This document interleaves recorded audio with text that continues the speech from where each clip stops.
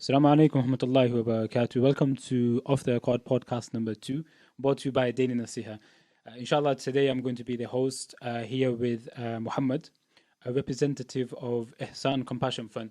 So, just to give a quick overview of Ihsan, it's a local charity organization which is UK based, right? Entire UK, however, focused in the Kirklees area. Yeah.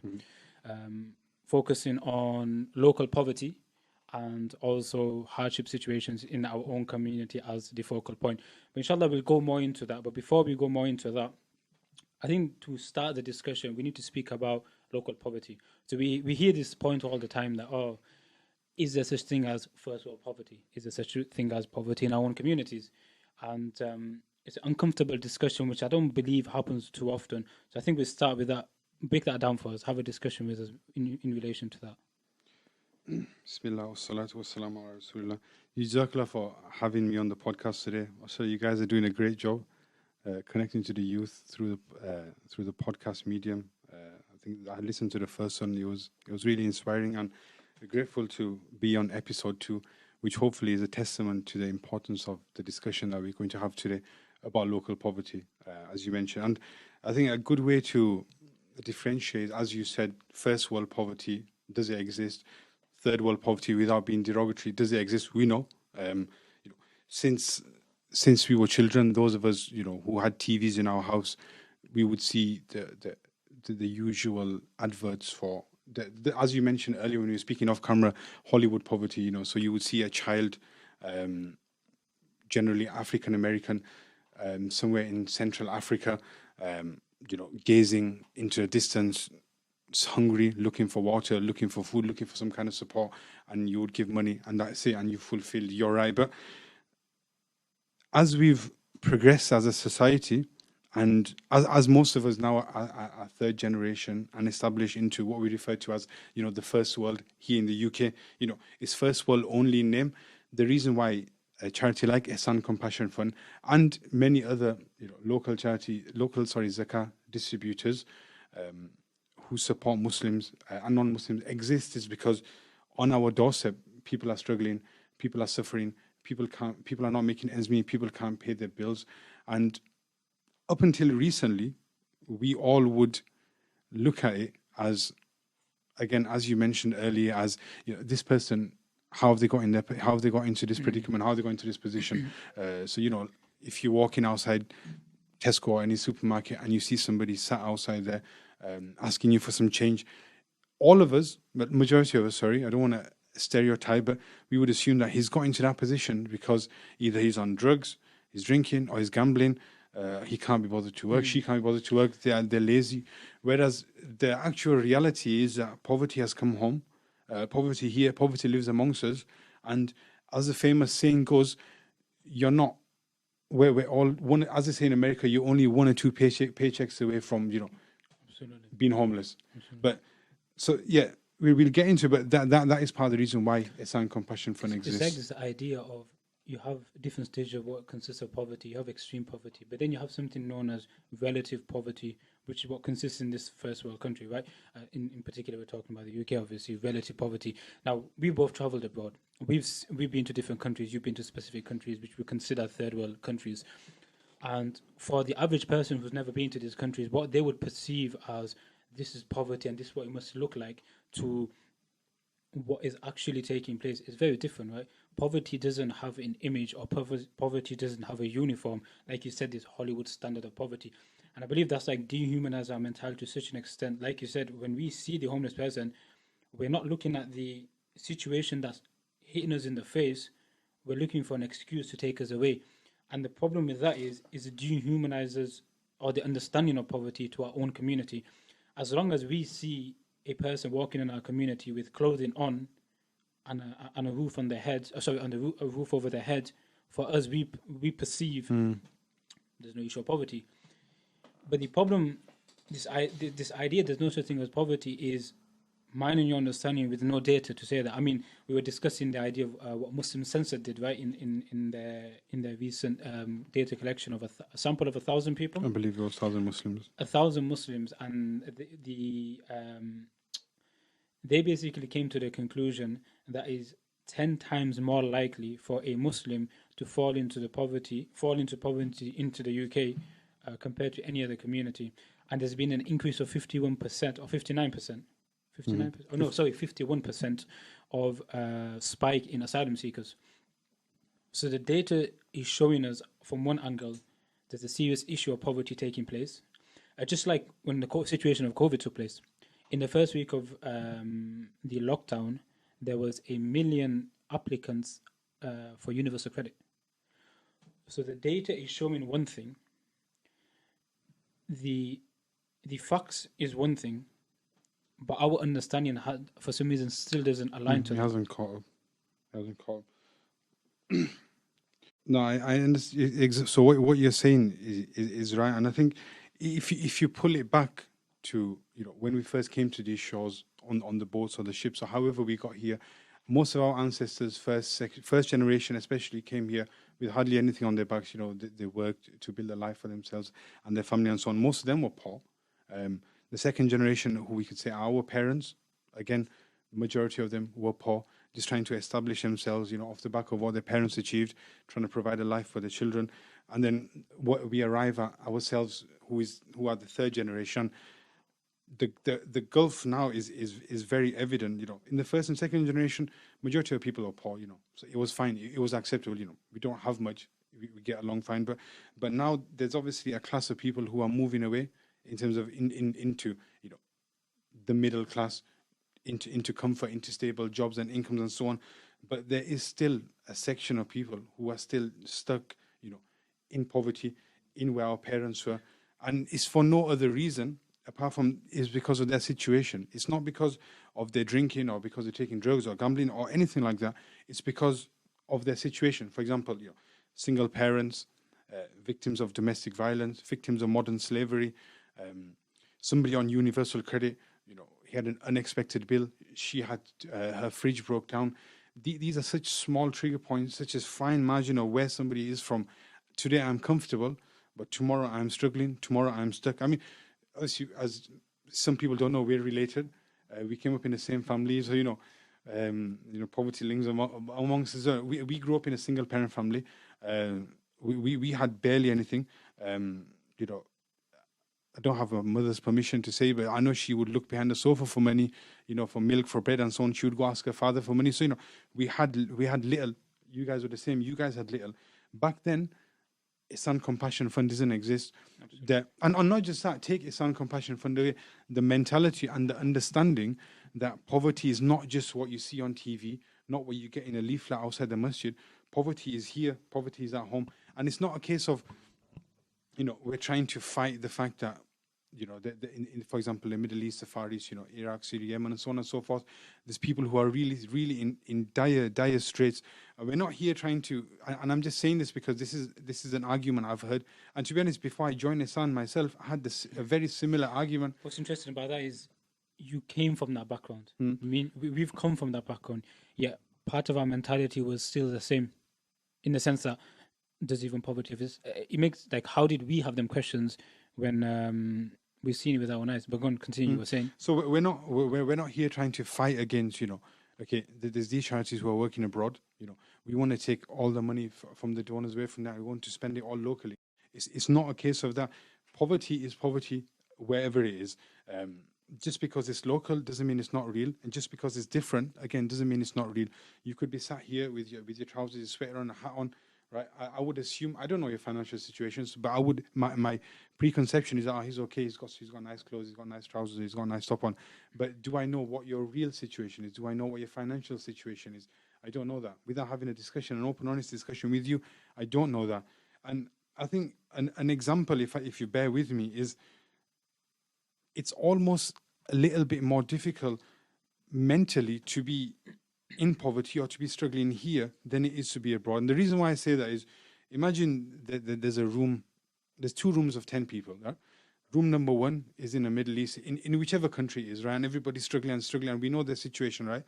They're all eating rice every day. Every day they're eating rice, and they accept that. They accept their position. But, with the will of Allah, somebody comes and helps them, whatever. I'm speaking specifically about the diet here, right?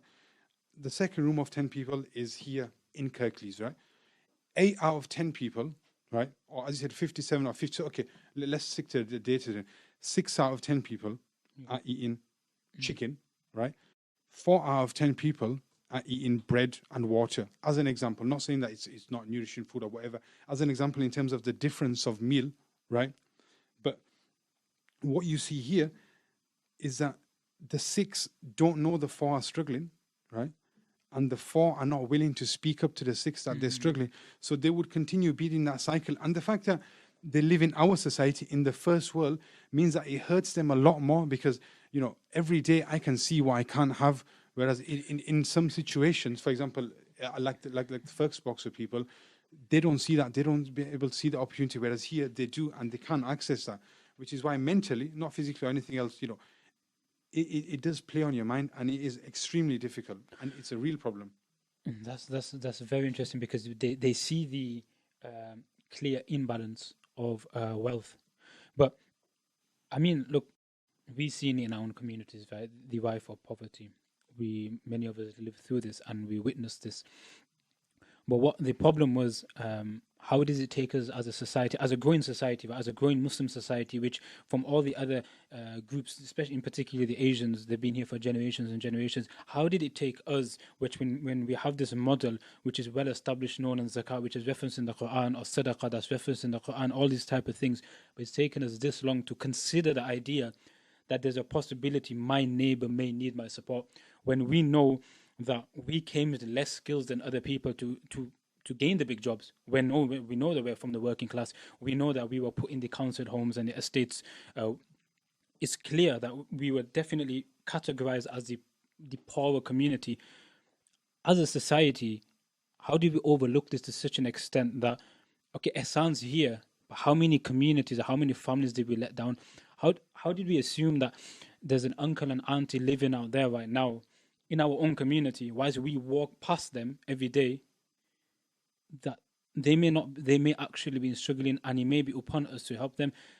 An example that comes to my mind is, look, COVID exposed a lot of things. It brought a lot of things to light. What we saw in COVID was fantastic work from our masajids. Amazing. Allah Mubarak, fantastic work. Every masjid became proactive. They stepped up. They saw the problem in the wider community. They set up food banks.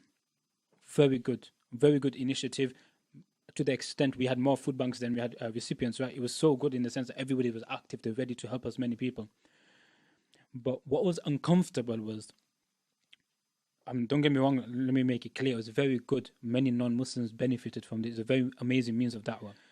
But what was uncomfortable was, it took us to this extent to believe that people are in need. But just because a person is of a brown skin and happens to be Muslim, are we assuming that they are not also in need? Did it take us this many years to believe that due to COVID-19, we got to help this specific community? But after that finished and the food bank stopped, we didn't consider the idea that maybe our community is still in need, maybe our people are still in need. How is it that one of our Muslims could be still in need and we don't have a clue? Like, that's a very big problem. How is it that we've thought of these fantastic da'wah ideas for the external community, but something as simple as poverty could be in this country? Because keeping in mind, when you give zakat, you can give it to any country in the world, right? Mm-hmm. Any single country in the world. We've simply assumed the UK is free from that. And it's a lack of understanding, both from the people who give zakah and the people who require zakah, or let's just say who give the help and who require help. I mean, going back to the Muslim census that you referenced, overwhelming majority of the people who were eligible to receive zakah or receive help would not feel comfortable asking for it. I mean, if I could tell you how many times, if we speak to applicants and people who question me, you know, as zakat nuche as a single jati, or, you know, is this zakat? Because I don't want that. You know, I don't want that. Keep me away from that. And it's strange, because before universal credit, before welfare system, all of that stuff, you know, we had zakah, we had the Muslims who established the actual concept of a welfare state, and we've left, or we're coming back, but, you know, there's a bit of distance away from the welfare system that we established, and the bond of brotherhood and, you know, community spirit that builds and that brings up for us. I mean, you mentioned about the masjids, the food banks, and that really exposed to people the fact that there is people in my community who don't have access to bread, milk, and eggs, and they're relying on the masjid and so on to come and bring these supplies to them, and it's mind-boggling. And it's take the example of a saf in salah. According to your stats, right, 4 out of 10 people in there potentially are struggling. But how many of them are willing to speak up? I mean, if I'm being honest in my heart of hearts, would I feel comfortable telling you that I'm struggling? Can I apply to Ihsan? Or forget Ihsan, can you give me £5 because I'm struggling? You would not. You would never say. We would not say that. You would not say that. I would not say that. And what would we do? We'd end up going to the bank, right? And it's unfortunate because we come across bank statement after bank statement after bank statement, and what we notice is that there's more comfort in accessing overdrafts, credit cards, loans, and so on to make up for the shortfall that this pot of money, that this fund could give you and support you with and help you and get your life back on track. And that's not the problem of the applicant. It's not, that I'm okay, I've got money. It's not my problem. I don't understand it. It's a community-wide understanding. The whole ecosystem of zakah doesn't start and finish at the applicant. There's so many more cogs. There's so many more cogs in this whole masterpiece that needs it to function. And it's more than just, the applicant. It's me, it's you, it's the friend, it's the neighbor, the father, the brother, the work colleague, the so on and so forth. I'm not saying that every conversation you have has to be about zakah, has to be about, are you struggling, bro? Do you need some help? It doesn't have to be about that. But there has to be, or the time is here where we have to begin to appreciate the fact that local poverty is real, it exists. And, through the grace of Allah, there's a vehicle here. All you have to do is access our service and, it can help you. You don't have to rely on universal credit. You can't say that, this guy, he's on universal credit, so why is he struggling? He's getting benefits. Is that not enough for him? It's not. According to the stats, that makes it clear, but it's not enough in the sense that 1 in 3 children are still struggling from poverty. I was just listening to a documentary today where they were talking about how a local church organization went to a house and they found a child sleeping on a wooden crate, and he had bedding on top. So the reality is, I'm sure we'll go more into the case side and stuff. The reality is the issue exists very seriously. There's 2 sides to it. There's a side of lack of ignorance from us as people, that we've overlooked this problem and we've not educated ourselves on it. But there's also the side of the stigma, which is preventing the people that are in need of support reaching out for the support. And what's the most amazing thing? Allah has created the vehicle. Allah has created that vehicle of support, established how we can empower people. And it's just about bringing all them 3 aspects together and empowering our people, right? And it's amazing. It's as simple as, you do your calculation and then you work out your eligibility and, you support, it's not like other services where you're filling forms and form and then you work out how much you can give this person. One thing I do definitely want to go into is the antithesis of zakah or Ihsan Compassion Fund is universal credit. And that's one of the biggest arguments that the naysayer has. Universal credit, which is the argument that we live and stand by, or any welfare or support system that you already have in place. You're getting universal credit, so what's it? You can't get okay. You're not working for your lazy, whatever your reason is. Okay, you're getting universal credit. So why isn't that enough for you? But if universal credit was enough for a person, a family, an individual, and so on, then what's the point in working? It's not designed to empower you. It's not designed to, push you to the heights of society. It's designed To push that you you break even barely every single month. You live on the breadline. And, I looked into what does that mean, living on the breadline? Because, you hear phrases like you throw the baby out with the bathwater and, all these lines you hear. So living on the breadline is somebody who stands in line at a government-approved food bank waiting for their daily bread, right? That is what living on the breadline is. You're not living. What are you doing? You're queuing up for support. What you've got isn't enough for you. And, with the recent cuts that are coming for universal credit, whatever people's opinion is on that, it's going to push you even further. What we notice is that somebody who is on any type of welfare, that welfare, that amount you get, assumes that you will stay in one position and there will be no negatives, no positives, nothing in your life. So, your fridge won't break, your car won't break down, you won't need to fund some private medical help that you will need. Your child won't need something a bit more, because the little that they have, that's enough for their development. They don't need this book, or they don't need a nicer pair of shoes for school, because that's what poverty is, isn't it? It's not a case of just they don't have access to water, they don't have access to so on and so forth. Poverty is these small things that you can't afford, that you can't provide, that you can't, as they say, you can't put on the table. That's generally what poverty is. And based on that, as they say, you give the bad news and then you give the good news. We know that local poverty is real, and we can discuss some case studies. We spoke about the fact that the welfare system is not designed to empower you or for you to live your life in the way that we all live our lives, and the ups and downs, the mishaps that you have of life. Universal credit doesn't come with insurance or warranty that if anything goes wrong in your life, you're sorted. It's there to support you and help you. And it's an amazing system. How many people are on universal credit, and how many people do live comfortably off universal credit? We should be in awe that, and we should be happy the fact that we live in a society that we have access to public funds. Yeah. We've been to countries where if you don't have have support of the state, you got nothing. You're literally on state support or you're off. You got nothing. Alhamdulillah, we live in a society where we have that. So obviously, we're not slating any welfare system. We're just saying that in reality, it doesn't always work. And for the cases that where it doesn't work, you have Ihsan Compassion Fund.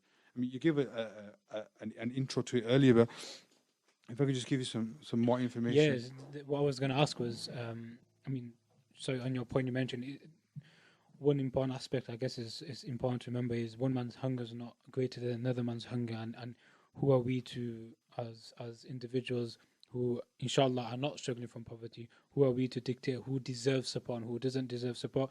That's why I think that counters this idea of give local or not give local. Who are we to make that choice? The truth is, give wherever you want. The poverty is still going to live on. Absolutely. The poverty is still going to die. If you want to, if you want to get the reward, then give locally. If you don't, then whatever. Do what you wish to do. We're not here talking about it to, hopefully, to convince people. But we're not here with our scale in terms of, weigh up who needs help and who doesn't. Absolutely. Rather, what we're saying is, as a system, we have enough wealth within us to support both sides. But don't neglect any side. Don't neglect the neighbor, which you are accountable for, me and you are accountable for, or the auntie that lives down the street, or the individual who lost their partner, or the single mother, or any of these people. Don't ignore them, assuming that they live the life that we apparently live. And at the same time, don't ignore what's going on in other countries as well. We have zakat and we have sadaqah, but we'll get to that discussion of sadaqah later. What I wanted to ask you is, explain to us about Ihsan Compassion Fund. Break it down to us. How it started, what's going on right now, and how you guys operate. Okay.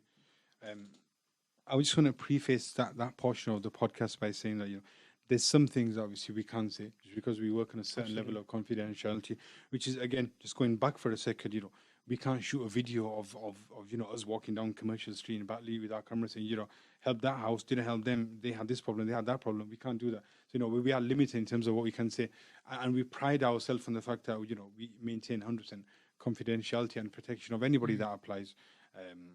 We don't want to flaunt anybody, or we don't want to use anybody as a case study and whatever. But, Ihsan Compassion Fund, alhamdulillah, it was set up in the latter part of 2018. I believe it was in September 2018, under guidance and support of senior local scholars in North Kirklees. So today we have set up with 4 staff members that comprise of admin staff, caseworkers, finance staff, and we have a large base of volunteers, all built up from different professions. So we have people who work in the benefits system, we have people who operate in finance, banking, project work, teachers, so on and so forth.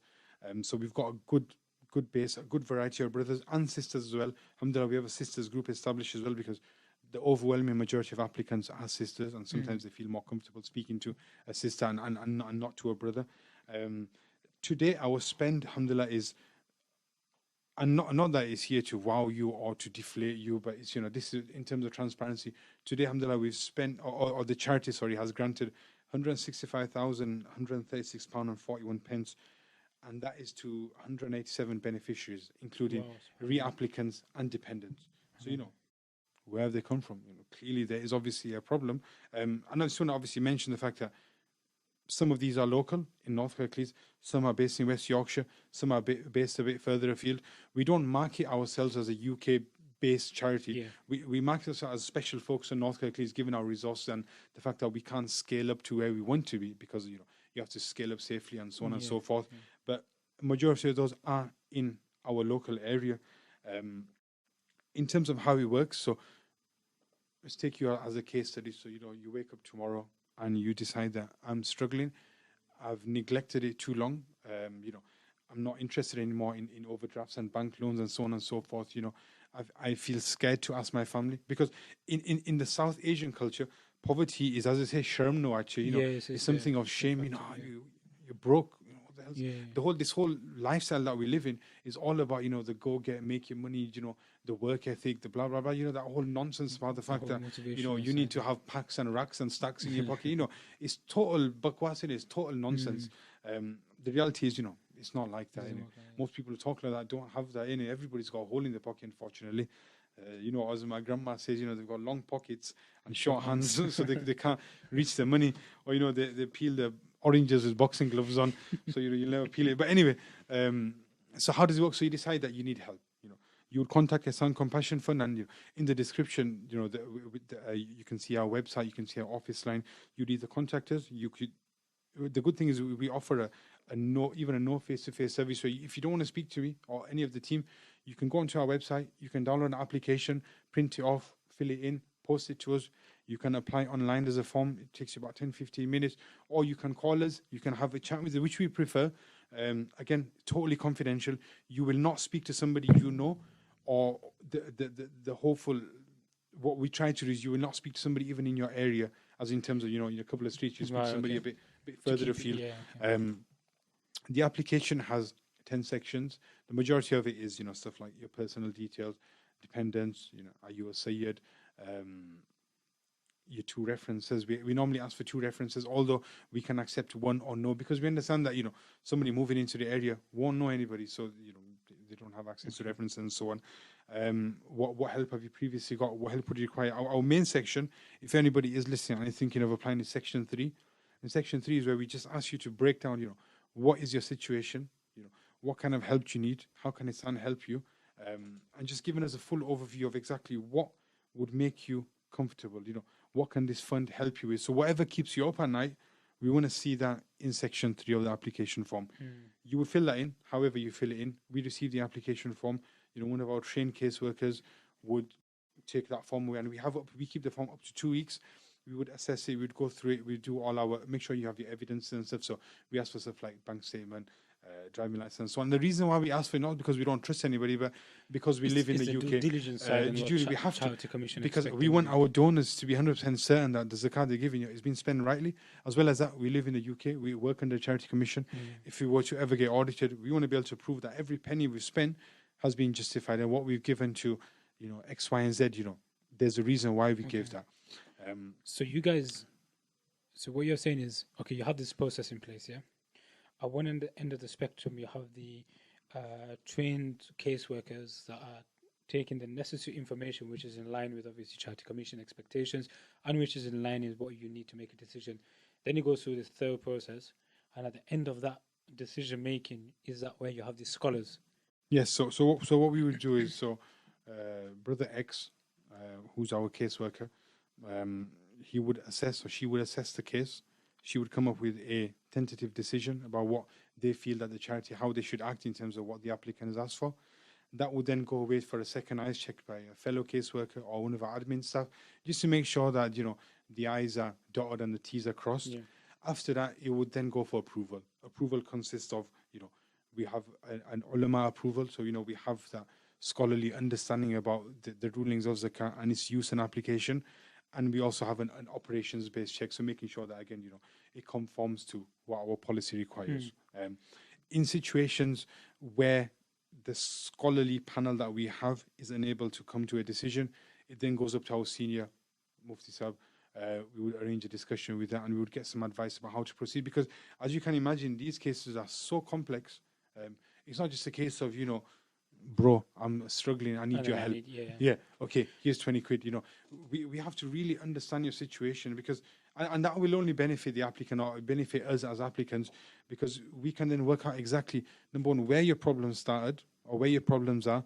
Okay, can you temporarily remove these problems, or long term, can we remove them? How can we remove them? How can the fund support you to get out of your relative poverty or wherever that you are in?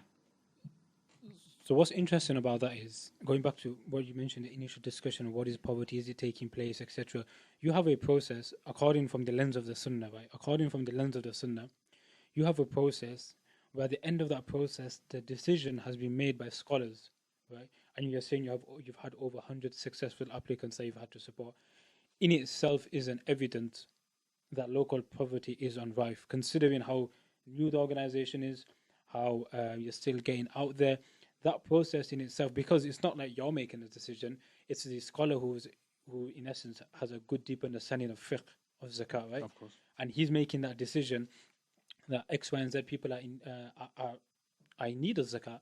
So if they're making a decision and they've seen it from an objective standpoint, from the fiqh that's there, where Allah has defined what poverty is and who deserves the zakat and who doesn't, etc., then it goes back to the first discussion that the poverty is clear. Of course, the need is clear. And what was so powerful, and for us should be a reaffirmation of our belief, is that in the majority of cases, the zakah, the ruling, comes out over our own ignorance and our own intellect. So we feel that maybe the zakah, we call it the zakah, maybe the fiqh here can't help this person, but when we get clarification on it, it transpires that actually it can. So you're just a cog here.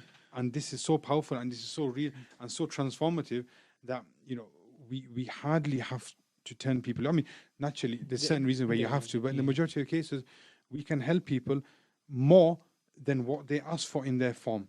Totally justified. I mean, if I can tell you about our areas of support, which kind of sit behind the application. So we don't willy-nilly just chuck money out, because again, we can't. We owe it to our donors, our applicants, our beneficiaries, our well-wishers, our scholars, our community, this country, blah, blah, blah, to Allah, that, this is spent correctly. So in terms of our general applications, we support with living expenses, and we do a proper means assessment. So alhamdulillah, we've created a formula that we use that doesn't discriminate against anybody. And I think that's important. Your preconceived bias or your preconceived notion about an applicant's situation will not biasly affect what you give them. So, for example, if you're working on a case and you look here, this applicant last month spent too much money. For example, one thing that actually came to me was one applicant spent a little bit extra on PlayStation 5 network last month for the child. I believe it was a single mother. I believe it was. Initially, I thought, what, wasting money. What are you doing that for? They don't need that. This was in the early days of the charity, but the reality is, we don't know if that is a coping mechanism for that child, for these children, what value it brings to them. Does it distract them from the pain, the suffering, the past scars, so on and so forth? So again, our own bias, alhamdulillah, does not come into this. We have a non-bias policy. We have a proper means assessment. And, not everybody, for example, will get £20. Everybody will who's successful receives based on our needs-based assessment that we do. So, it's a transparent, it's a fair policy. You might get £2,000, I might get £100, but that's what the policy has dictated. So, sorry, I just wanted to get that in. So we support with living expenses up to a period of 3 months, and I'll come into the reason, obviously, why that is. We support with debt, both personal debt that you owe, as they say in Gujai, Hagabaga, friends, family, that kind of thing. We limit the amount we offer there purely from a compliance point of view. It's difficult to trace and manage that process. In terms, additionally, we support necessary secured, unsecured debt. So, like CCJs, bank loans, rent arrears, so on and so forth, that kind of thing. We also help with furnishings as well, which is massive, which is one of our key ones. Yeah. So tell me a little bit more about that. When you say furnishing, what have you seen where furnishing has been a necessity? You mentioned a lot of the processes, right, that you guys are working on the different areas. But bring this to life for us a little bit. Okay, so especially so the furnishings, in the sense that I went to see, or the team, went to see applicant X, right? I won't say the area because we remain confidential, but in an area surrounded by Muslims, right? You will not find a non-Muslim, right? You know, as I say, you chuck a needle in a haystack, right? There may be obviously a few, but I'm being a bit over dramatic. But I want to drill home the point that even in this case, underneath the applicant was Muslims, was a Muslim business. Around immediately the applicant was Muslims. Further afield was Muslims, businesses, shopkeepers, owners, homeowners, blah, blah, blah. You know, it was just Muslim everywhere. You know, it's like Islam is here, you can tell. And not just that, Muslim organizations of a variety of sorts around here. We walked up the stairs. We walked in and it was, I think it was a 2-bedroom flat. So you walked into the room and, you know, you fill in the application form, right, with the applicant. You're looking at their situation, and you come to realize, right, that this place or this flat, sorry, is so cold, and not cold because of the temperature, cold because there's nothing in this place, right? The living room was, wallah, it was empty, right? The little bedroom was empty. The main bedroom had 1 bed in it. The kitchen was more or less empty, and the bathroom, obviously, because, you know, you have the toilet and so on, it was there, but it was bare, and there was nothing there. Sorry, it's sod's law that it's unfortunate that when you're having the discussion, technical difficulties. Obviously, we took the time to get a cup of tea.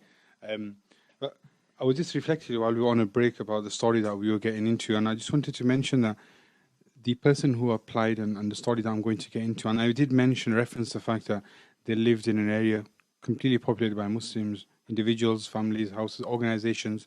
You know, I'm not blaming. It's not their fault that this person's in a situation. You know, the misinformation or the misunderstanding or the society that we live in does not push you or does not create the ecosystem where you can stand up and you can speak and ask for help. I know, but we have to take some accountability of the fact that if a person is in need, like before Ihsan, who was there to turn to anyway? So if anything, we are accountable for the fact that we never established anything that, if, like you're mentioning, the story you're about to go into is a person living in the heart of the community, surrounded by Muslims, with the establishment set up. Yet, even if they did want support and they were to reach out, who would you actually go to? Who is the person that someone who, if that individual were to turn to someone and say, well, I'm ready for help, well, who would they go to? What foundation did we have? What system did we have? We didn't. So I would disagree on that point by saying that, in actual fact, the blame is upon the wider community, as individuals, for waiting too long, or, for example, not establishing anything for the amount of years we were here. But anyway, going back to I wouldn't. Obviously, I know you mentioned you disagree, which is okay. You know, it's okay to have an opinion.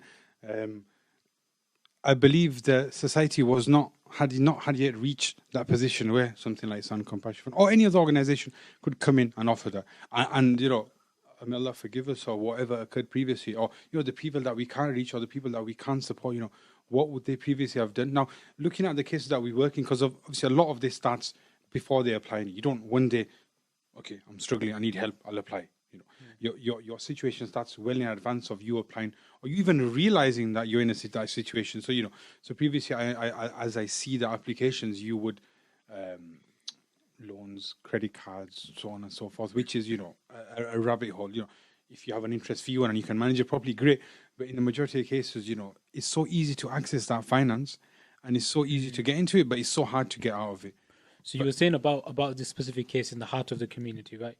Give us a breakdown on that.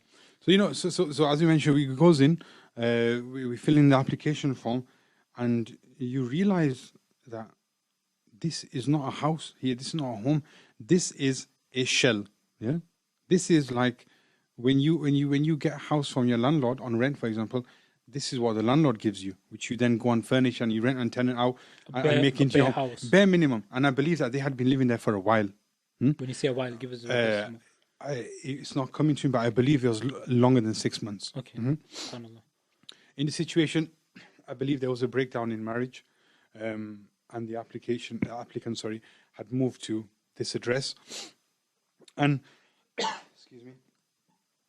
So we was introduced to the applicant through somebody we supported outside of Ihsan, if you remember, with the washing machine.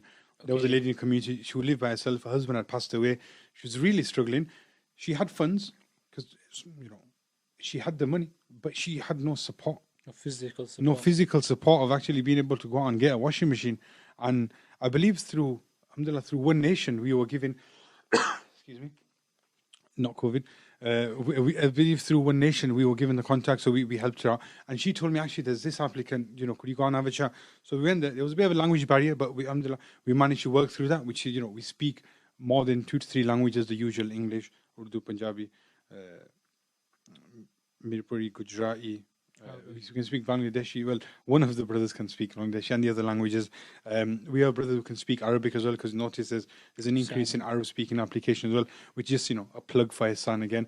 But going back to the so fast forward, sorry, I'll keep digressing. So we went into the house, we filled in the application form, and he realizes there's nothing in this house at all, apart from a bed. I don't think there was a cooker, if I'm not mistaken. Actually, no, there wasn't a cooker.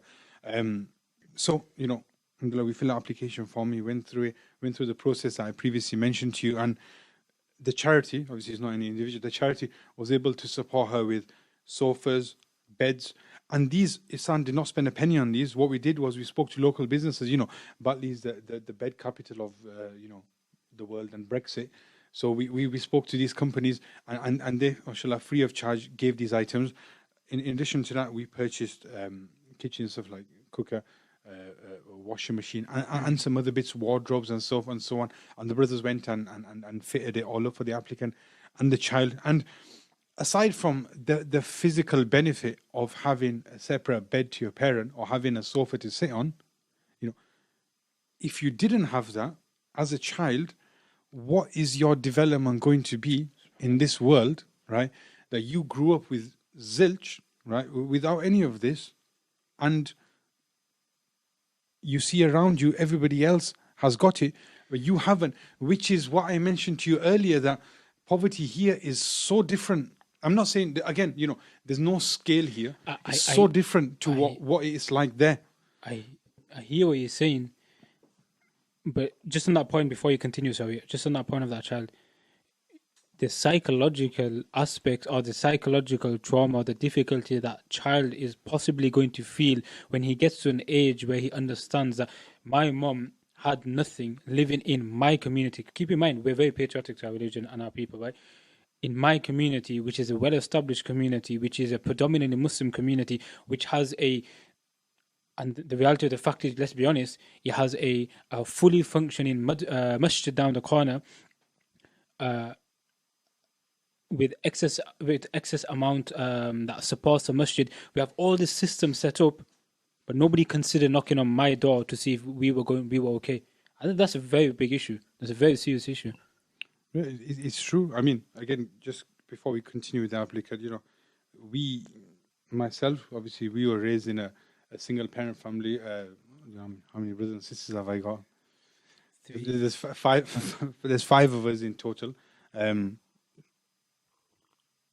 Who puts food on the table? Where does it come from? It's so difficult. It's, how does one single parent, and I know I'm talking about myself 20 years ago, but today it's the same. People in the same position. How does a single parent on universal credit or whatever welfare support a family? And how does that affect the development of the child? It's mind-boggling to think the amount of wealth that we have, the amount of resources that we have, service, and so on and so forth. We've got intellect, we've got wealth, we've got opulence, we've got everything, right? But in actual fact, we've got little, right?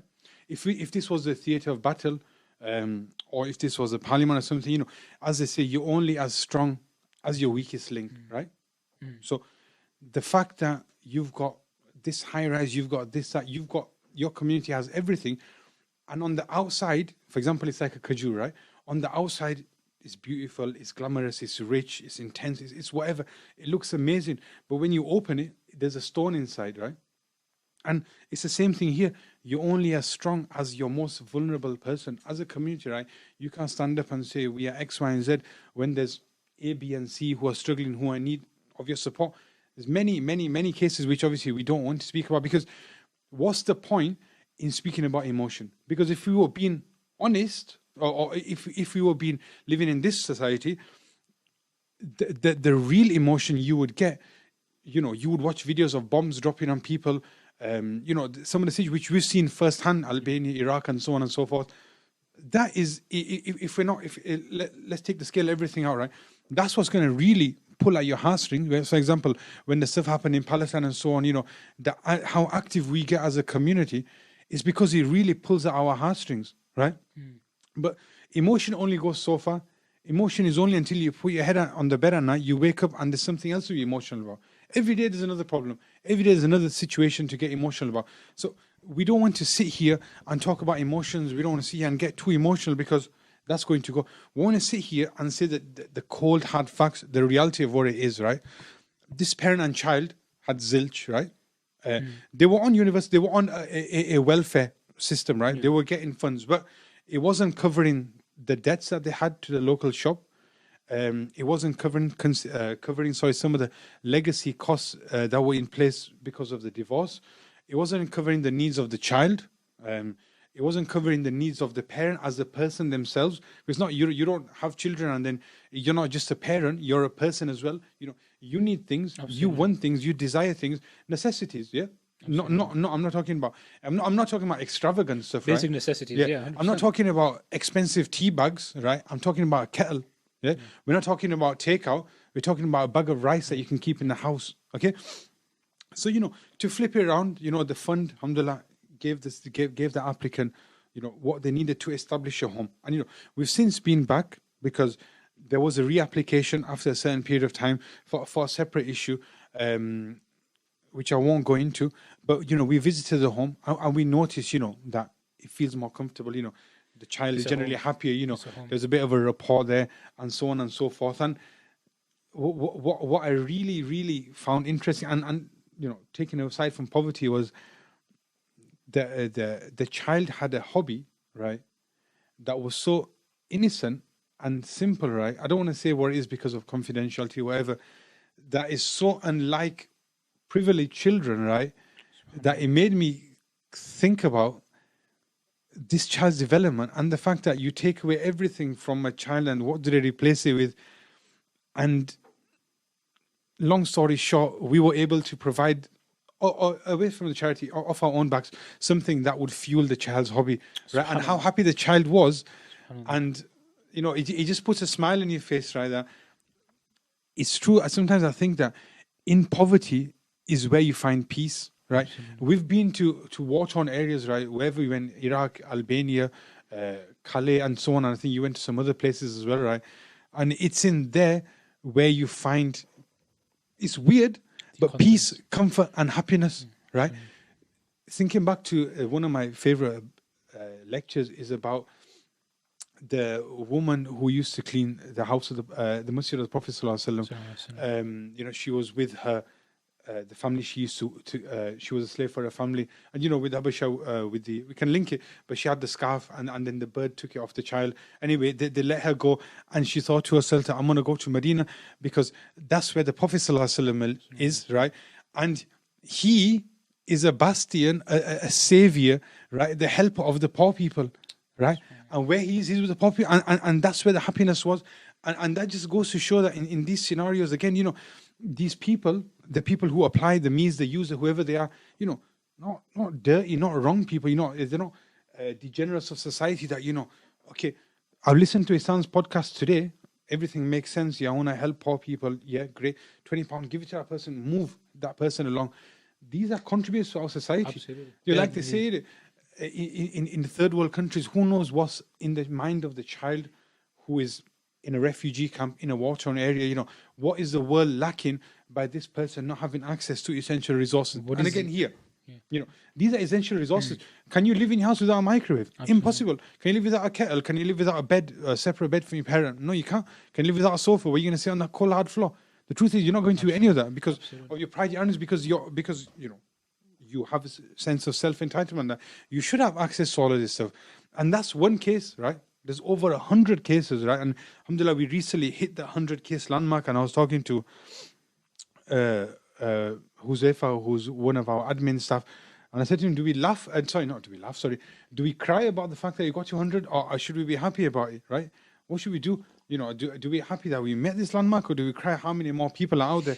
But sorry, before you continue, I was just going to say that story that you mentioned, it's a roller coaster of emotions. There's the frustration side of, we are a thriving Muslim community, but within our own neighbors, maybe in every 10 doors down, there's going to be one family that's struggling day in, day out, which I am completely neglectful of, and I'm walking past with no care, consideration whatsoever, going against everything we've studied from a theory perspective of the Sunnah, taking care, the Sadaqah. We've heard it all continuously, but yet there's a disconnect between what we've heard and how we implement. There's that frustration side, but and then there's the other side, which is so amazing, is the idea that so many different people was able to establish this. It wasn't just Ihsan, it was the brotherhood, or it was the idea of the Muslim unity in the family. It was the fact that Ihsan had a mechanism. Then it was the fact that there was brothers who had a business. There was a links in between, and collectively, we without no skin off our nose, we were able to take a person who was living in a shell to now living in a home. And what that done for that person, we can never measure that. Psychologically, we don't understand that could have been a means of preservation of the young boy's identity, where he doesn't grow up to be an angry young Muslim, angry at his community because of what his family went through, what his mum went through. And let's be sure, we've had these conversations before. We know there is a frustration at one point where we feel disappointed with our community. Why didn't you step up for us? From me personally, I mean, taking the Ihsan hat off and putting my own hat on, right? Although I'm not wearing one today, you know, I felt that the same frustration growing up as a young Muslim in my community, right? That how is it that my community is doing, and I don't want to, it's not slanging much, right? So obviously I'm not going to mention specific things, but how can it be that certain things can happen in our community, right?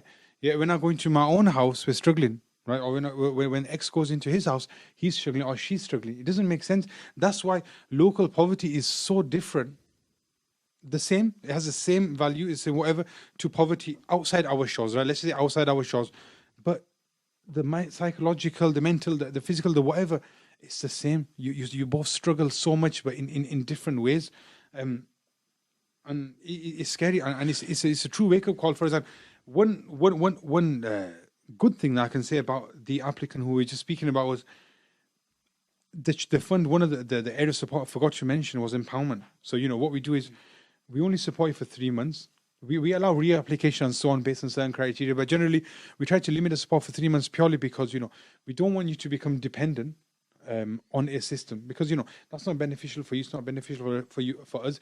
We want to help you get on your feet. You know, we want to help you thrive. So we have what we call our empowerment fund. Again, based on Zakah, but in here we include Sadaqah and Lillah as well. So, you know, we ask you in section 8 of the form, I believe, you know, okay, what do you want to do? Tell us, do you want to do something? Do you want to go and study? Do you want to go on work here? Do you want to go study, educate, blah, blah? Tell us. We've got a pot of money. We'll help you do it. So this applicant here, this sister here, sorry, we spoke to her about taking sewing lessons, right? So we found a local sewing company. We sent the sister on the lessons. I believe she attended 10 sessions of, I don't know how many hours. The same sister who was the same applicant who, okay, when we initially went in the house was dark, right? Yeah. So she went and had the sewing lesson. I believe it was 10 in total. She learned how to do, I think Gujarati they call it silai or something, whatever, you know, how to stitch a garment. Learned that, set the applicant up, or the beneficiary now, obviously, with a sewing machine. So we purchased a brand new sewing machine, dropped it off, you know. Then I believe there was discussion about, you know, what she could do next with it, you know, so she can go ahead and learn. As a minimum, they can sew their own clothes, right? Yeah. And then they can slowly start sewing other people's clothes. And, you know, like other charities, for example, like Welfare Trust, so income generating projects, you know, we need the same thing here. Yeah. We have to do the same thing here, you know, because not they, not us, nobody wants to be dependent on a charity for the rest of life. You want to stand on your own feet and, you know, you want to be counted.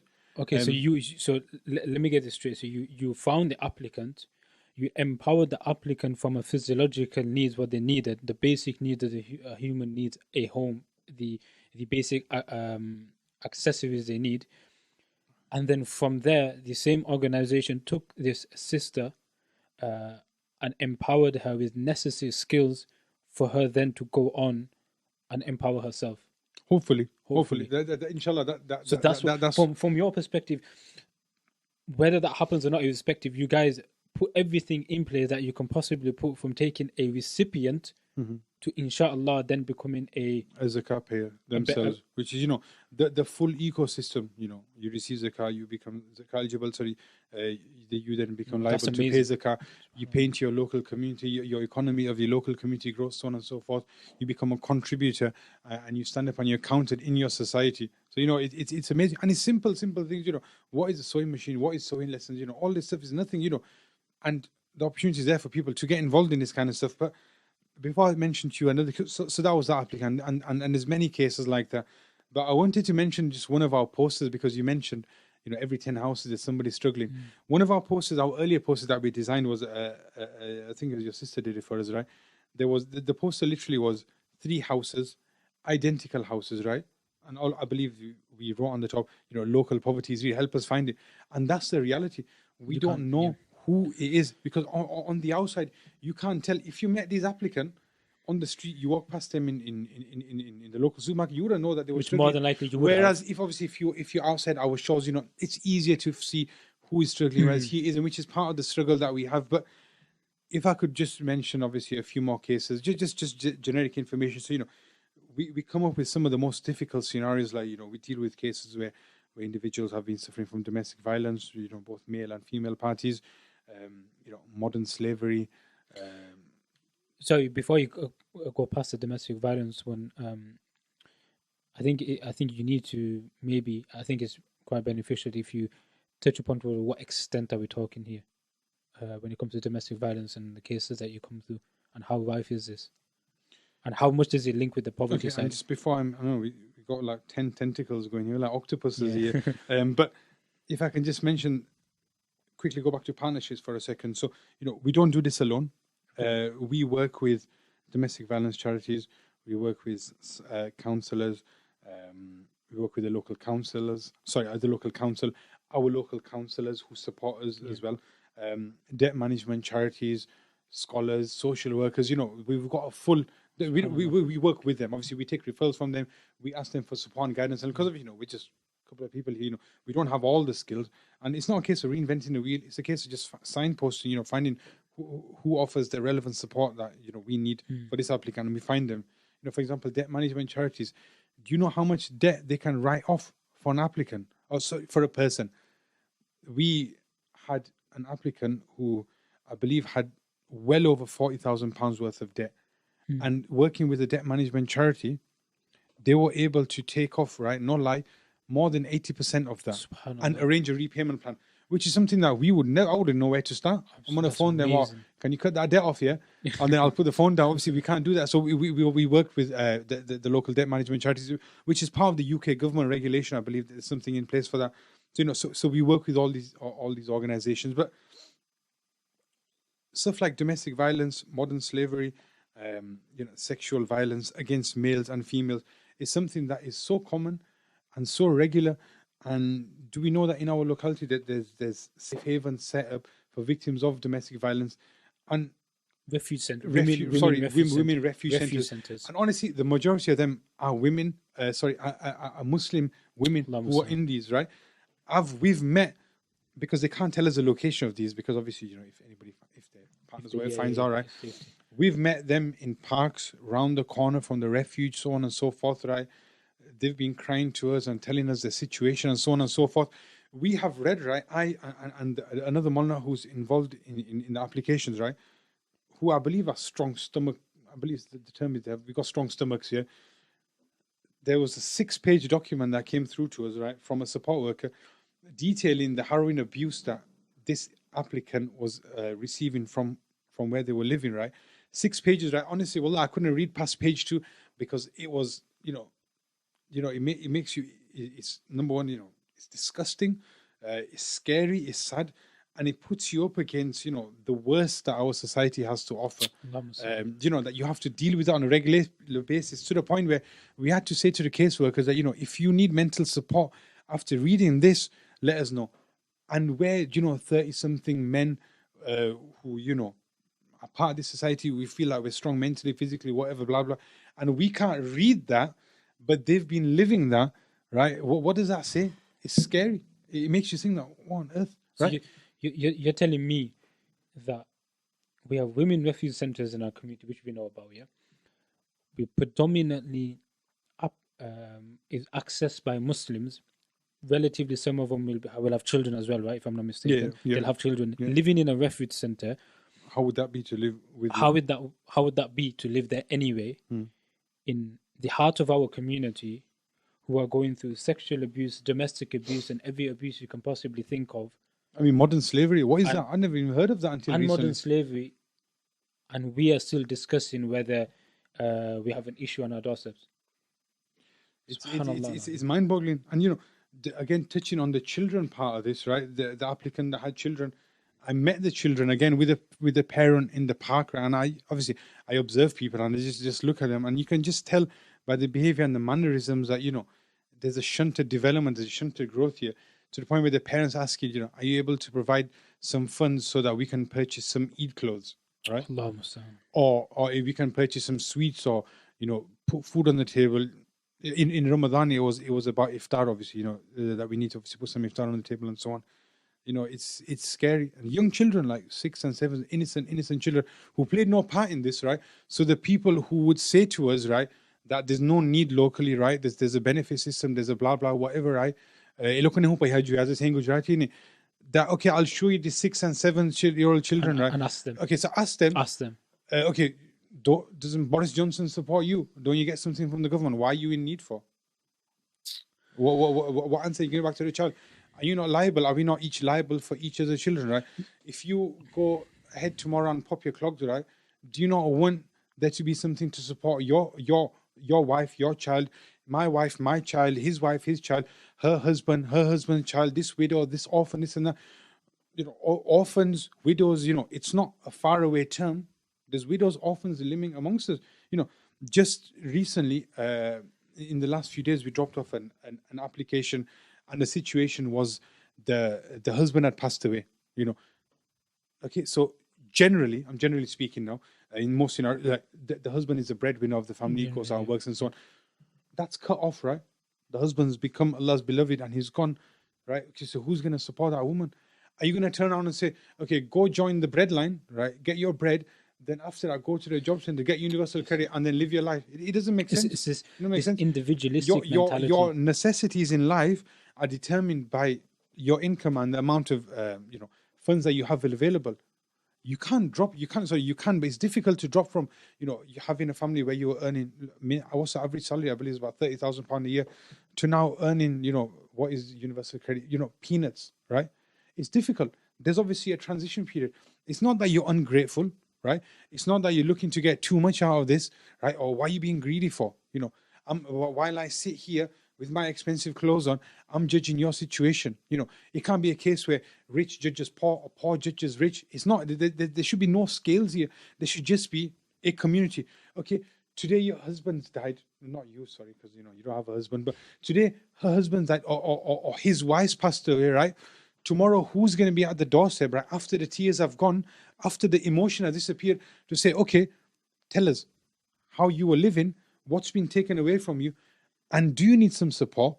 Because there is a fund available that's not coming out of my pocket, that's coming out of someone else's pocket that you can access, right? Has he left behind debts? We've heard stories of where when somebody's ghusl is being done around, they're already talking about the debts that are owed out, right? People are saying, that person owed me money. We've had situations where somebody was, I won't mention name, but we know somebody who had a heart attack. And already the phone was ringing that, how is he? Because obviously they owe me money. So all of this stuff has to be passed on to somebody else. So, where's the safety net? Who's there to catch you?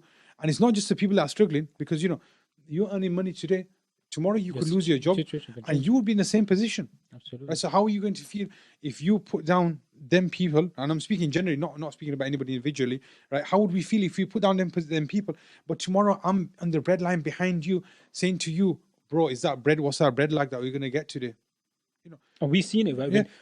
When we went to the food banks, we seen, especially with the work One Nation used to do with the local food banks, when we were going there, they were waiting for when we used to come with bags of food. When the brother from Fusion Housing, when we used to speak to him, and he explained many times that Muslims were coming. There is this idea that Muslims are not going to the food banks and stuff. Our Muslims are not in Totally very wrong. desperate is Totally wrong. completely incorrect. The reality of the fact is we have used this idea to make ourselves feel a bit more relaxed and not overly concerned or not feel overly guilty for what's going on. That's the reality of the fact. Just to make ourselves feel better, and that's all it is. Right? And how is that different, waiting in the queue there, to you being in another country where we've done food distributions and we've seen people waiting there for food? How is that different? Poverty doesn't Hunger discriminate. is hunger, whether Absolutely. you live in in Dubai, or you live in Iraq, or you live in England, in Batley, West Yorkshire, wherever you are. When your stomach's hungry, you know your stomach's Absolutely. hungry. Who's going to be there to Allah is the one that feeds you, but who is Allah going to give that honor of being able to feed you? And the reality is, right, that if you don't do the job, somebody else is going to do the job. And on that Naturally. point, what I love about Ihsan is the scholars are in need of the youngsters, and the youngsters are in need of the scholars. We have taken a system, and I believe, I always say this, and I've said this to you guys before, I believe Ihsan is revolutionary for our community. When I say this, because we've never had a system which has taken the most essential thing of physiological needs and re-establish that in a society where you're focusing purely on that. So what you've done is you've taken the experts, the scholars who have the knowledge and the in-depth understanding, and then you've taken these group of young people and the youngsters. Let's be honest, the youngsters, right? Very passionate youngsters. I believe that the average age is What, 24, 25? 26, 27, Okay, 28. and so you've taken these There's a youngsters. couple of old ones who are pushing the number up, but generally, Okay, the so age is young. you've taken these youngsters who have the skills of understanding legislations, understanding charity commission, websites, Reading bank statements, bank all statements. that You've stuff. combined this together, and each side is directly in need of each other, and collectively you've created this amazing giant. You've got the wisdom of the elders and the backs of the youngsters. That is not just and saving. it's harmony. You see, this is not just technically saving lives, right? Because obviously you're literally putting food on the table, right? But you are saving a person's iman, dignity, and their own identity. Honor. And this is why I truly believe this system here, this organization, is absolutely revolutionary for our community. Yeah, definitely, and it's exactly that. So you can't be a naysayer anymore. The time for being a naysayer or sitting on your sofa at home, which not a lot of people have, some people don't have. That time's over. The scholars are there as backing, as the defenders, of the project and of the work. So not that we have to justify, right? Because you have to stand in front of Allah and justify you've done. You're not liable to answer to the people. I mean, if we could, right? If we could line up the documentation that we have and show anybody that says, this is bogus, right? We would, but obviously, we number one, why should we? You don't have to, but number we can't, obviously, because of confidentiality. But the truth is that it's there, and there's cases and cases. Right? I can tell you about, one partner having a severe health condition that literally took away majority of the finance, and they were living a good life, right? This is somebody you say, this person is living good. They had a nice house and everything, right? Like that, you have a condition, something hits you, and like that, you've lost how much? So much. There's so many cases, brothers applying, sisters applying, families applying, asylum seekers, somebody who's just been granted refugee status in this country, people who have literally nothing are applying. Like, let me tell you one thing that we spoke about recently with the brothers was, imagine this person here has applied, they have nobody in the UK, right? Which a lot of them don't, which is why sometimes we really struggle so much to get a reference out of them, because we have to. We live in a society where we have to take a reference. Sometimes we don't, but obviously we have workarounds. But let's say your family is from Pakistan, India, somewhere, right? Your child has come over here, got married, been through, and these are real cases, regular. So many of these I can tell you about: domestic violence, abuse, physical, sexual, mental, everything, right? One day you've plucked up the courage to escape, right? You've run away. And, at this point, I have to interject and say, you can't judge and say, why didn't you stay? Exactly. You should have just stayed in, and all that stuff, right? You can't say that, right? They've escaped, right? And now somehow, through Allah's will, they found Ihsan, right? And we spoke to him. Now, take away all of us, right? Put in the equation now that person's family back home, right? Imagine it's your daughter, your father back home. And you can't go to England to pick your daughter up, right? You can't get a visa, you ain't got no money. every day your daughter's crying to you. Somehow when she manages to get credit on the phone, she phones you, Dad, this is my situation, right? She tells you whatever, you say, Ikra, make dua, blah, blah, blah, whatever you can do it. There's no help for you. But the day you phone them and say, Father, actually, I met a charity called Ihsan Compassion Fund. They helped me settle into a house. They paid some of my rent, my deposit. They set me up with an income. They gave me shoes. They gave me clothes. They gave me blah, blah, blah, blah, blah. How happy would you as a parent be for a child in that point there? You're not directly involved in the case, are you? You just, you walked here, we wouldn't know you from Eve. But how happy would you be, right? Absolutely. And how it affects, and it's just, these kind of things make you think, it's crazy, and that is where you realize the real Islamic brotherhood and this bond where I don't know you applied to us, I help, the charity helped you. I don't know your parents, but they are now making dua for us. They've told their friends and family they're making dua for us, we making dua for them, we helping you, you helping them. It's a network, an invisible network, right? We live in obviously a world of social network and physical networks and so on, but this is an invisible network of brotherhood that's come together only for the sake of Allah and to help each other. And the most important point is, if you're a naysayer or if you're not interested or you don't want to refer whatever, you'll be replaced within an instant. Someone else will take your place. And you can have the debate all day long about zakat here, there, should we do local, should we not? Put that aside. There is no discussion or debate on the fact of sadaqah. There's absolute, and as far as I'm aware, obviously you can touch upon this, Ihsan Compassion Fund accepts sadaqah and uses sadaqah to support recipients. If a person wants to argue in the fiqh of zakat, you can definitely put that to aside. You can take the sadaqah, right? And you can very much say that your sadaqah, your voluntary donation, which we all give to different places, why not give a portion here? Because we've showed the data, you've yourself with your own eyes, you've seen the situations, you've expressed some situations, you have a full registered organization that has a setup which is registered and charity commission and everything else there, the scholars are there. What's stopping us from giving our sadaqah now? Yeah, of course, and we're not just a zakat charity. Alhamdulillah, we do obviously accept Sadaqah and Lillah as well, and we use that for a number of projects, like some of the empowerment stuff that we do, because in some cases we support them a little later where they're a bit more established, so we use Sadaqah, we use Lillah for those projects. And one of the small asks here is if anybody does wish to donate, because zakat, alhamdulillah, it comes in Ramadan, but we don't want to be a Ramadan charity, we want to be a year-round charity. So if anybody does wish to donate Sadaqah, Lillah, the link's in the description. You can just go onto the website, within 2 minutes you can donate whatever. And we can do crazy stuff with that. We can do transformative projects. For example, one of the projects that we do is ulama support. It's something that we're recently trialing. So some information about that is, there's a fact that, ulamas are not paid as much. Absolutely. They're generally, on the lower end of the scale in terms of income, whereas we should be putting them on the pedestal, and we should be doing whatever we can to make sure that they're comfortable to continue doing the work of deen that maybe sometimes we're not able to do. So what we're piloting at the moment is supporting ulamas. So we give them a grant every month, no checks, because it's not zakah, we give them sadaqah lillah. Give them a set portion every month, to keep them going. Just a little top up to their income. And the funny thing is, right, when I was speaking to one of the ulamas, and obviously it's his appas and so on as well, people are doing good work in the community. I said to him that, and this is my own ignorance, I said to him, I understand it's not much, but it's something to support. And they corrected me by saying, don't look at it like that, and it's not £10, but what £10 is for you is massive for somebody else. And these are the people who teach our children, who we stand behind in namaz, who we expect, right, that any issue that they will speak on it. When we need help with nikah, death, so on and so forth, we expect them to be at our beck and call. So why don't we champion them, right? Why don't we celebrate them? Absolutely. And why don't we help them? And one of the ways you can help is your physiological need of finance. Because to live in this world, it doesn't mean that because you're a man of Allah or a woman of Allah that you don't need money. Right, everybody needs funds to you got bills to pay, you got things to do. So that's, for example, one of the things that we're doing there, alhamdulillah. We also recently started supporting non-Muslims as well, so people of no faith, other faiths. We work with one of the NHS partnerships.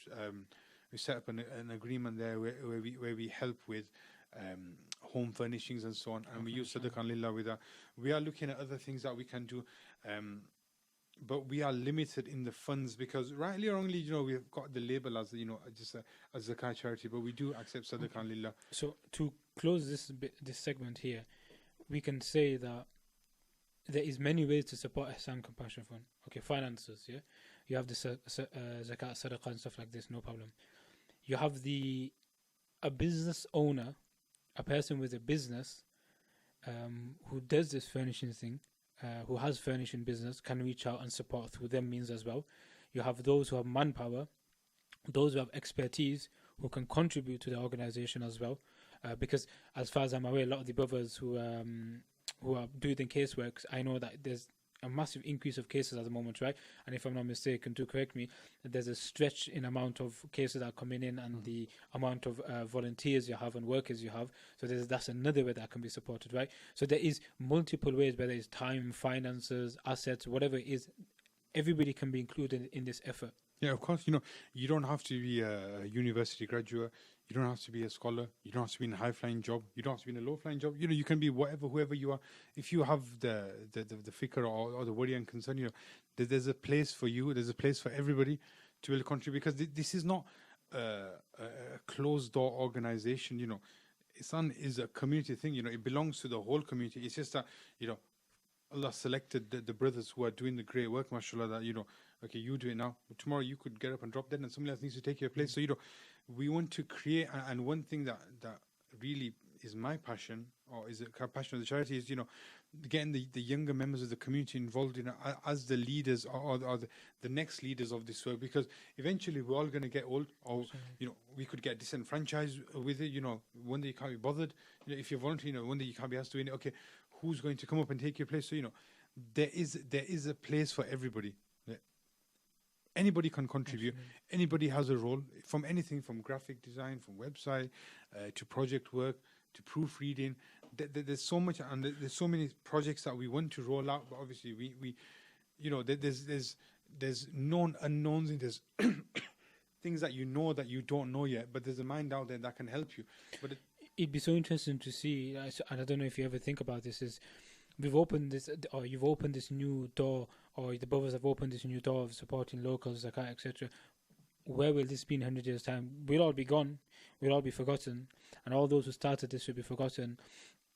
But what if this idea that's been established now has now become a second nature in how we take care of our own communities, and where it's been developed upon further and further, where the ideal Muslim society has been established, where poverty has been, the standard of Muslim household has now gone up by a certain percentage. You have the possibility of doing one of the greatest sadaqah jariyas, which can go on for generations and generations and generations, establish the ideal Muslim society, right? Of course, 100%.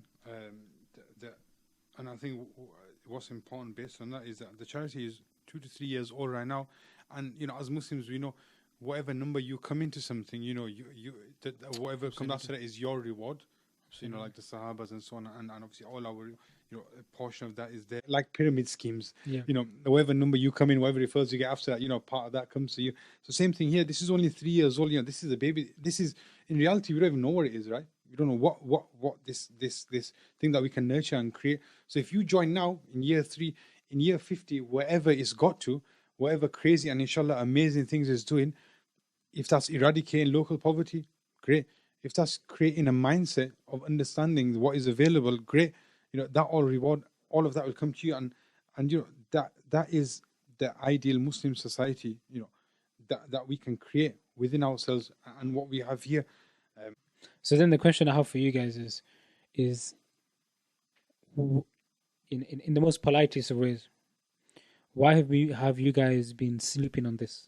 Why have you've got this information, you've got the organization, you've got the data, why isn't this information out there and pushed out there to in a sense of emergency? Because the cases you're saying are not something politely that are happening. They're very serious situations. What's preventing you from doing that? What are the barriers you're facing right now with that? In terms of kind of barriers to, obviously, as you say, getting our message out there, there's a few things. One thing I mentioned earlier, the fact that we're limited in terms of the amount of feedback we can provide, but we can always do better and think of innovative ways that we can get our message out there. Majority of this is not about the grants and so on. It's about the education of our community. So hopefully this is a start, speaking to you brothers here today, of being able to get the message out there and education the masses, not on zakah, But the reality of the local situation, I mean, other contributing factors are, we've just recently established a base. So as you know, we've got a buzzing hub of operations where we can now develop from. Sorry, I just dropped my phone. I wasn't cheating like in exam looking at notes.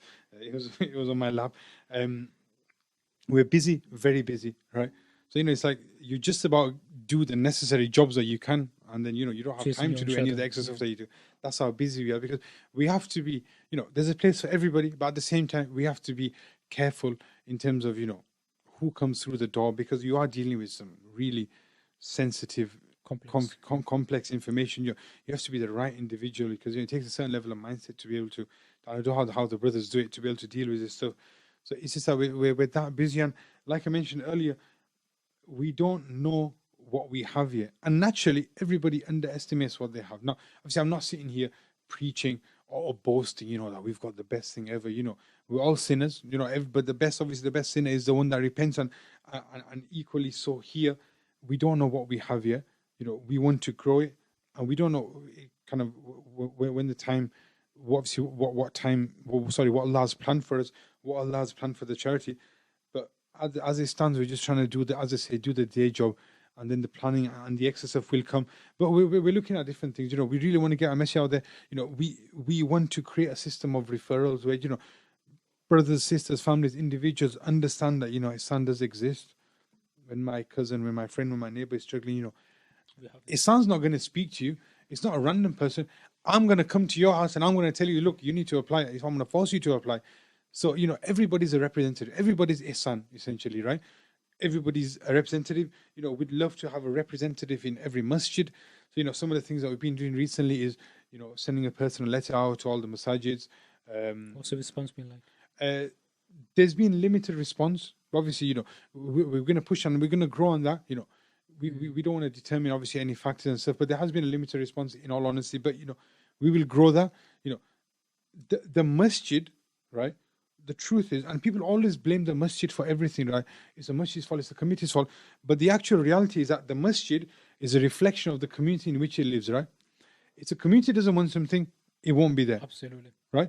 Let's not get into that, but like I said, if the community don't want it, the masjid don't want it, right? So if the community start asking for it, the masjid will gladly, 100%. Why not? Look what they did in COVID. That was revolutionary, right? Opening the door of the masjid, right? And you've got a food bank in there. You're giving out milk, bread, and eggs to everybody. You're not even asking what's your faith, what's your belief, whoever you are, John, Johnson, Carol, Karen, Yahya, Umar, whatever, blah, blah. Giving out. That's amazing. Right? That's a good start. We can continue that, right? If the community wants it, the masjid will 100%. Why won't they provide it? They will definitely provide it. Absolutely. They're just waiting for you to lift your hand up and get counted and, get involved. What Ihsan is and what the brothers are here doing is standing up, and you're like with the ulama support, raising your hand and saying, okay, I'm going to be counted today. I'm not going to sit here and blame him and her for these problems that we have in our community. I'm going to take control, and I'm going to do something. I'm going to make a change. So on that last point, to wrap up the podcast, I'm going to give you 30 seconds. What message would you give to the average listener right now who has now heard about Ihsan, heard about the grievances, has heard about the benefits? What is that one message you can give to them? That's put me on the spot, but maybe more than 30 seconds. Okay. But give you a minute. I think the important thing is, a couple of messages, not one message. One message. Okay, is, go on. just one text message, man. Unlimited okay, data you have now. So the first generation who came to these shows, their role was literally to arrive, right? Getting here was a difficult thing, right?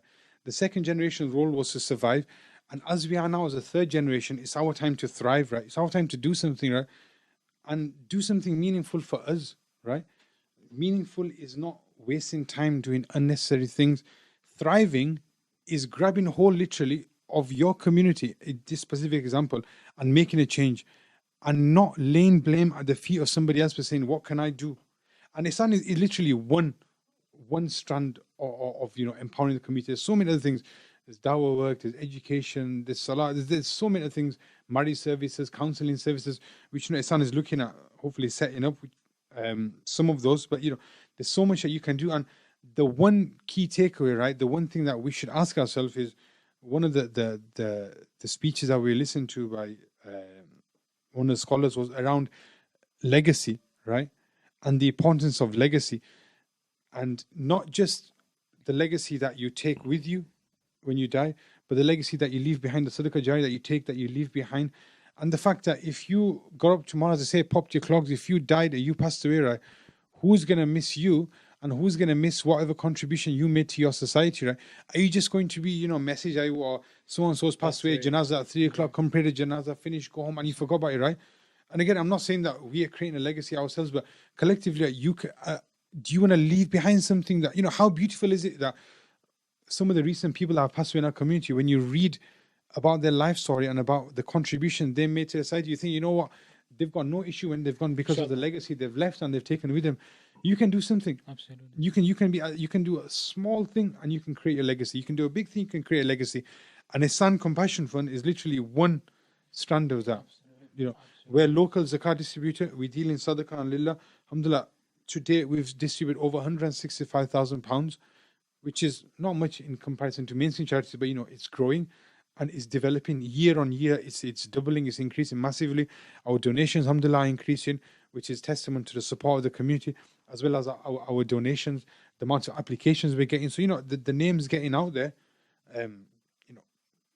Who's going to be a naysayer? Absolutely. Who's not going to get involved? So I know you said you're not gonna, and to bring the podcast to an end, just final message for myself as well. I know you said you're not gonna boast about Ihsan, but with the greatest respect, I am, as a person from the outside, and I see the work that takes place, I have to say, it's revolutionary. Without a shadow of a doubt, it's revolutionary, and it's an organization which is, inshallah, is going to be heavy on the way, on the skills for when we pass away, because we don't know the dua of those who are going through the hardships. We don't know the du'as of the oppressed. We don't know the du'as. And some of these sisters have been oppressed. Some of these individuals have absolutely, without a shadow of a doubt, been oppressed by our own community. We don't even know the identity crisis that they're going through because of the oppression that they face from their own community. But at the end of it, they are seeing the young Muslim brothers who are stepping in and saying that we know we've let you down once before, but inshallah never again. We're stepping up. That in itself, inshallah, I pray and I hope is heavy on the scales. And I see, from my perspective, because many of the brothers who are part of the Daily Naseeha are also part of Ihsan, and I see the hard work and the time and the hours after work, after their full-time job. Then they come to the office and they sit with their laptop and they go through the application forms. Or how on weekends they don't come out sometimes because they're doing these application forms and they're working hard. Inshallah, these are just the starting point of our young leaders who have created this blueprint of bringing the scholars and bringing the young energetic brothers together, and inshallah changing our society for the better. And I hope and pray, inshallah, Allah accepts it from everybody. Ameen. And Ameen. For our viewers, do get involved. And if Ihsan's not for you, create your own initiative, find your own initiative. Do something for society where it's an investment. It's the greatest business investment for your afterlife, inshallah. And jazakallah khair for tuning in. And until next time, assalamu alaikum wa rahmatullahi wa barakatuh.